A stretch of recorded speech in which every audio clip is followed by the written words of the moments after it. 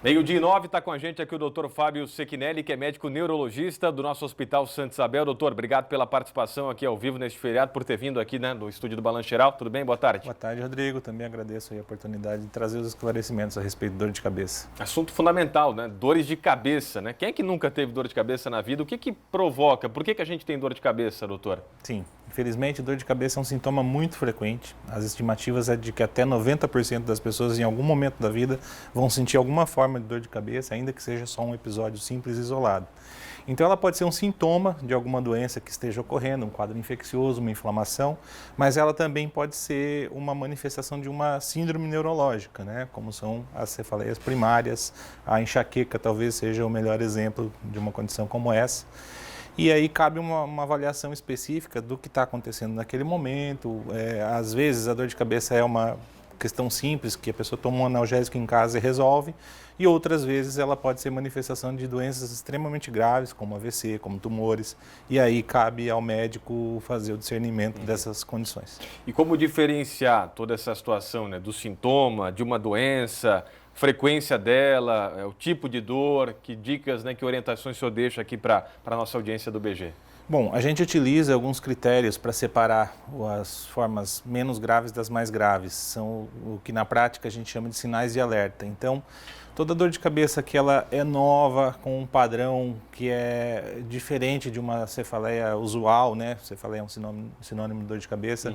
Então, assim, ela começa de uma forma surpreendente, intensa, explosiva, que tem uma evolução progressiva, que vem acompanhada de outros sinais e sintomas, como, por exemplo, febre, como emagrecimento, pessoas que têm alguma condição especial na sua saúde, como debilidades imunológicas, portadores de câncer, enfim, as pessoas idosas, né, acima de 60 anos, a gente tem um cuidado um pouco especial na avaliação desses pacientes e, assim, o que a gente sempre reforça é que, na dúvida, procure um médico, porque pode não ser aquela dor banal que vai se resolver de modo simples. Importante não ficar adiando, né? Exato, Esperando o tempo passar para ver o que acontece, né, doutor? Exato. Agora, enxaqueca, vamos combinar, é um problemão, né, doutor? Para quem tem aí, né?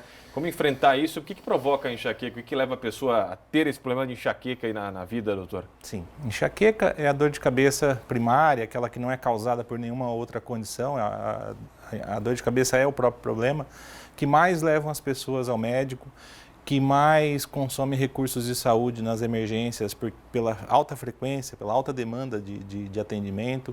É a condição neurológica que por afetar principalmente pessoas jovens, ela mais limita questões relacionadas ao trabalho, né? As pessoas que estão com enxaqueca geralmente têm alguma dificuldade para se concentrar, para estar disponível para o trabalho de uma maneira plena.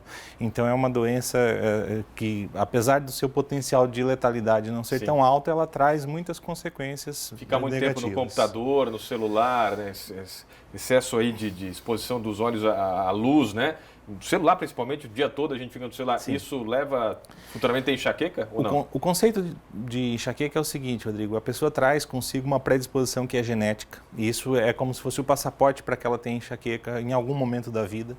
Mas existem fatores que são os fatores de gatilho, é o que deflagra a dor naquela pessoa que é candidata a ter. Então, exposição à luz, a barulho, são sintomas que normalmente costumam estar presentes nas crises, né? Pessoas que têm alternância de rotina, alternância de ciclo de sono, de alimentação, que não estão em dia com a prática de atividade física, que consomem analgésicos de modo excessivo, isso também é um problema que costuma acompanhar as dores de cabeça.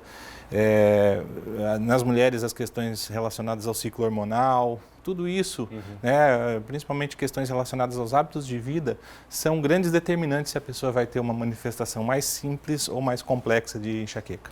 Pergunta aqui chegando no WhatsApp, doutor Fábio, vamos ver aqui, o Renato tem cefaleia porque a dor se concentra somente em um lado da cabeça, doutor. E aí? Isso é uma pergunta interessante, é uma questão específica de enxaqueca, como se fosse uma marca registrada. Apesar disso não ser obrigatório para o diagnóstico, é um dos critérios que a gente utiliza para definir enxaqueca. É uma questão natural da própria dor e não é associado com uma doença estrutural que a pessoa possa ter, que muitas vezes é o que preocupa as pessoas. Mais uma pergunta aqui chegando, doutor Fábio. O Renato, não sei se é o mesmo, é outro, né? O sistema nervoso pode influenciar na dor de cabeça, doutor? Pessoa Sim. muito estressada aí. Aqui eu acho que ele se refere ao emocional, Sim. né? Eu acho que a gente tem plena convicção de que sim, de que as pessoas que passam, né, por grandes alterações de ordem de humor, isso acaba sendo uma comorbidade da própria dor e influencia muito no modo como ela se manifesta. Então procurar atividades aí que Sim, relaxem, atividade física, boa qualidade de sono, uma boa alimentação, são pontos chaves para o manejo inicial da dor. Fora...